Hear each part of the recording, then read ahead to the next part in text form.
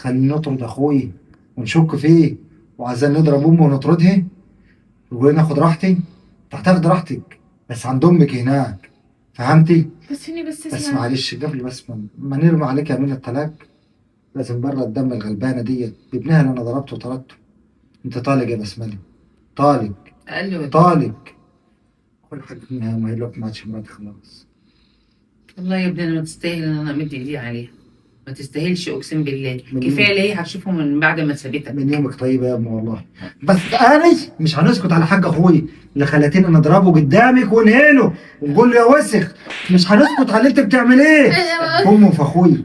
بره بره ريحتك القرف. قولي بره.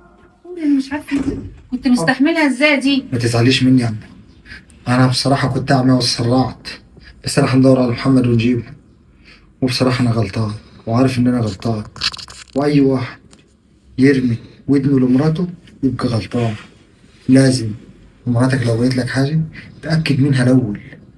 بص، الستات ساعات مش بيحبوا الخير لاهل البيت، فمراتك لازم تتاكد من اللي هي بتقوله لك الاول قبل ما تاخد قرار وتندم عليه.